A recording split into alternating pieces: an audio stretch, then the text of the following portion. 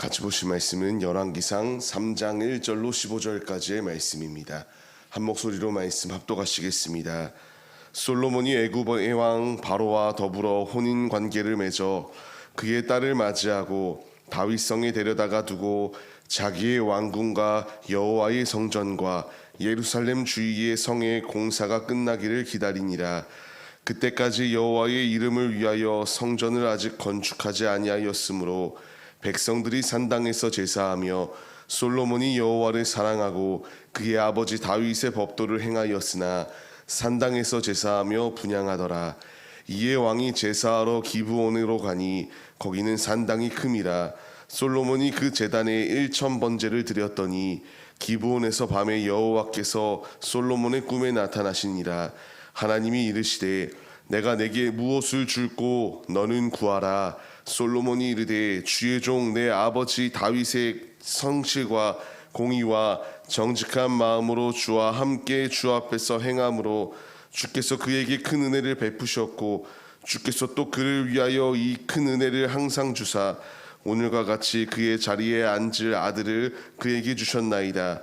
나의 하나님 여호와여, 주께서 종으로 종의 아버지 다윗을 대신하여 왕이 되게 하셨사오나 종은 작은 아이라 출입할 줄을 알지 못하고 주께서 택하신 백성 가운데 있나이다. 그들은 큰 백성이라 수요가 많아서 셀 수도 없고 기록할 수도 없사오니 누가 주의 이 많은 백성을 재판할 수 있사로우리이까. 듣는 마음을 종에게 주사 주의 백성을 재판하여 선악을 분별하게 하옵소서. 솔로몬이 이것을 구하매 그 말씀이 주의 마음에 든지라.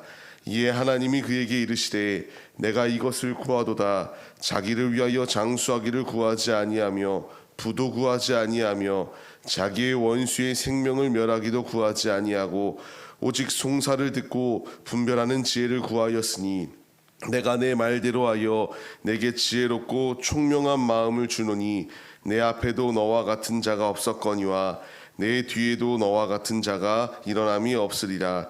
내가 또 내가 구하지 아니한 부귀와 영화도 내게 주노니 내 평생의 왕들 중에 너와 같은 자가 없을 것이라.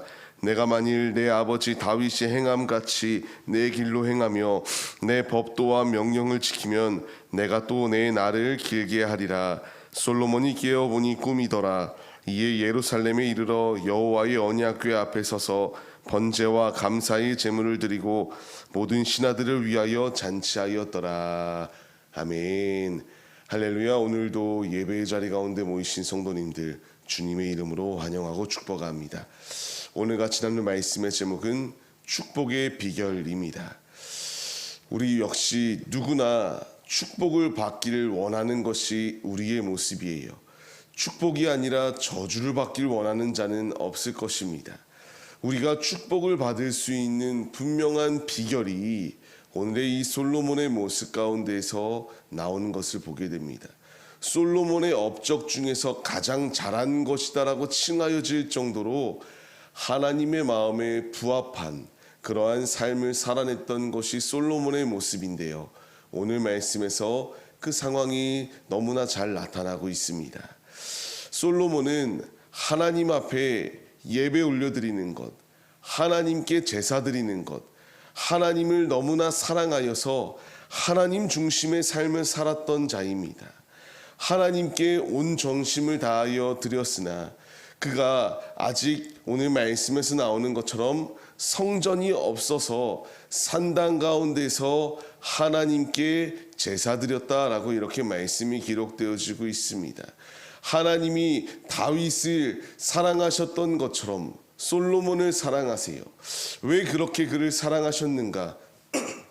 그의 뜻대로 삶을 살기로 결단하며 아버지를 위하여 온 중심을 드릴 때에 아버지께서 귀히 여기셨다라고 이렇게 말씀이 기록되어지고 있습니다.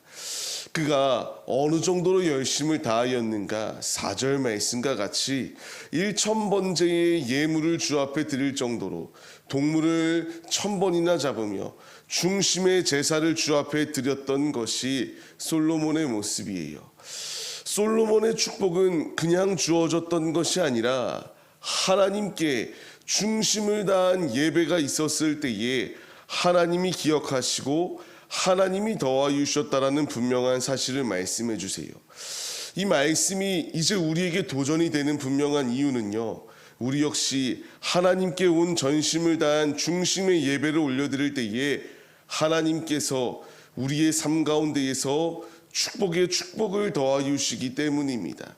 솔로몬의 축복은 그냥 온 것이 아니라 하나님을 의지하며 하나님께 온 마음을 다하여 제사 올려드리고 하나님께 온 중심을 다하여 예물을 올려드리며 주님을 높여드렸을 때에 그에게 이와 같은 축복이 임하였습니다. 우리 역시 육신의 한계를 초월하여 주님 앞에 중심을 드릴 분명한 이유, 우리가 피곤할지라도 우리가 힘든 상황이 놓여있다 할지라도 온 중심을 다하여 주님 앞에 예배 올려드려야 될 분명한 이유는 예배 올려드리는 자가 하나님을 만날 수 있는 축복이 임하였기 때문입니다. 우리 역시 사모하며 주 앞에 나아갈 때에 주님이 우리를 만나 주심을 의심하지 마시고 온 중심을 다하여 주님을 사모하며 주님을 만나기 위하여 주님 앞에 예배의 자리 가운데 나오시기 바랍니다. 그렇기에 오늘의 예배가 우리에게 소중합니다. 주님을 만날 수 있는 기회요, 주님이 우리의 역전의 은혜를 더하여 주실 은혜의 자리이기 때문입니다. 우리가 이 말씀을 사모하시며 주님 앞에 매 순간순간마다 중심의 예배를 올려드렸던 솔로몬과 같이 우리도 하나님을 향하여 중심의 예배를 올려드려 주님을 만나는 거룩한 예배자들이 되시기를 소망합니다. 이렇게 중심의 예배를 올려드릴 때에 주님이 찾아오셨습니다. 5절 말씀과 같이 찾아오셔서 내가 너에게 무엇을 줄까? 너는 구하라. 이렇게 말씀하세요. 이 말을 들을 때에 보편적이라면은 자신의 상황, 자신의 육신적인 문제 해결과 원수들을 제거해달라고 구하는 것이 너무나 당연한 것이었습니다. 그러나 솔로몬이 구하였던 것은 육신적인 것을 구하였던 것이 아니라 하나님의 지혜를 구하였습니다.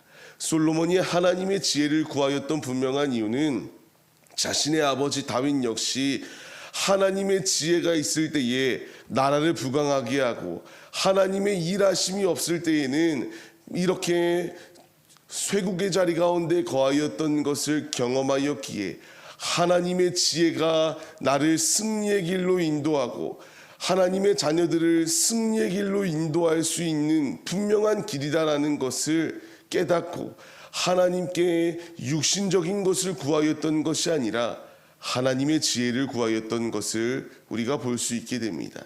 하나님의 지혜를 구하였을 때에 하나님이 말씀하시는 것이 무엇입니까? 그 말씀이 주님의 마음에 들었다라고 이렇게 말씀하여 주고 계세요. 이것으로 끝이 아니라 육신적인 것을 구한 것이 아니라 하나님의 지혜를 구한 그에게 구하지 아니한 것까지 주님께서 더하여 주시는 놀라운 은혜를 더하여 주셨어요. 지혜와 총명을 더하여 주셨을 뿐만 아니라 이제 13절 말씀과 같이 부귀와 영화도 주신다라고 말씀하시고요. 14절 말씀과 같이 오직 주님께서 주의 말씀을 지켜 행하여 나아갈 때에 내 날을 길게 하여 주는 놀라운 축복을 더하여 주시겠다라고 말씀하세요. 우리가 주님의 길을 걸어가야 될 분명한 이유는요, 하나님을 의지하며 믿음으로 순종하며 삶을 살아갈 때에 솔로몬이 구하였던 지혜를 더하여 주셨을 뿐만 아니라 오직 사모하며 중심을 주 앞에 드릴 때에 구하지 아니한 육적인 축복까지도 그에게 더하여 주셨기 때문입니다. 하나님이 우리에게 마태복음의 말씀을 통하여 그의 나라와 그의 의를 위하여 간구하며 나아가라고 우리에게 말씀하시고 있습니다. 우리가 믿음으로 주님을 의지하며 주님의 길을 걸어가야 될 분명한 이유는 하나님께서 믿음으로 간구할 때에 주님이 역사하여 주시기 때문입니다. 오늘의 삶, 우리가 그 주님을 의지하며 주님의 길을 걸어가기를 소망합니다. 죄악된 것 가운데 마음을 빼앗기는 것이 아니라 하나님의 지혜를 구하며 하나님이 우리와 동행하여 주신다라는 분명한 사실을 의지하며 믿음으로 주와 동행하여 주님이 주시는 지혜 가운데에서 충만한 은혜로 힘차게 승리하시는 복된 삶의 모습이 다 되시기를 주님의 이름으로 간절히 축원합니다.